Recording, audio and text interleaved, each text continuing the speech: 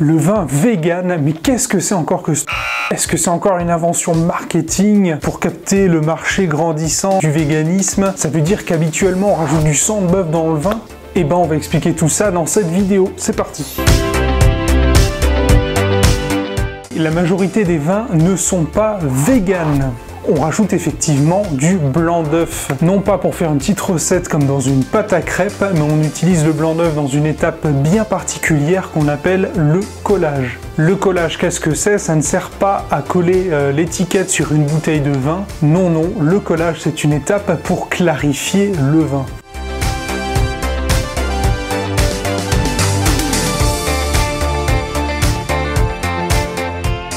Bien, ça donne pas vraiment envie, mais disons que le blanc d'œuf permet de capter un petit peu les particules en suspension. En fait, le blanc d'œuf va coaguler au contact du jus de raisin fermenté, va fixer les particules et tout ce beau monde va tomber au fond de la cuve. Il suffira alors de filtrer tout ce qui est au fond pour séparer le mélange du jus de raisin. Il n'y aura pas donc de blanc d'œuf dans la composition du vin. Pour cette étape, on peut également utiliser de la colle de poisson.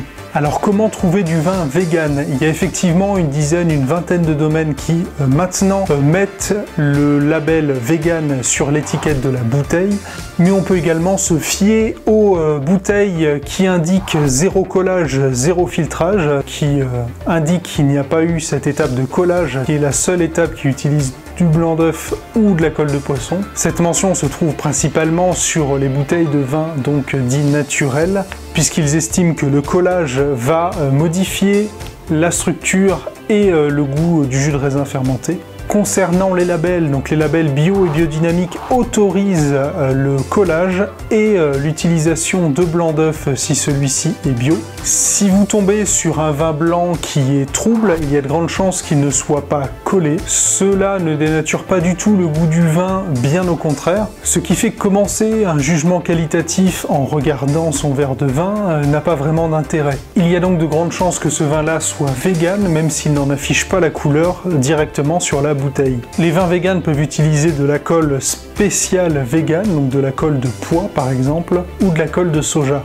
Après, des fois, ça manque un petit peu de cohérence. Si j'ai appris l'existence des vins véganes, c'est suite à une polémique. Il y a une bouteille qui affichait sur la même contre-étiquette le label vegan et le fait que ça aille bien avec la viande de bœuf, ce qui est quand même assez cocasse. Attention, le mot vegan et le label vegan ne signifie pas que le vin est bio, ni même qu'il est bon.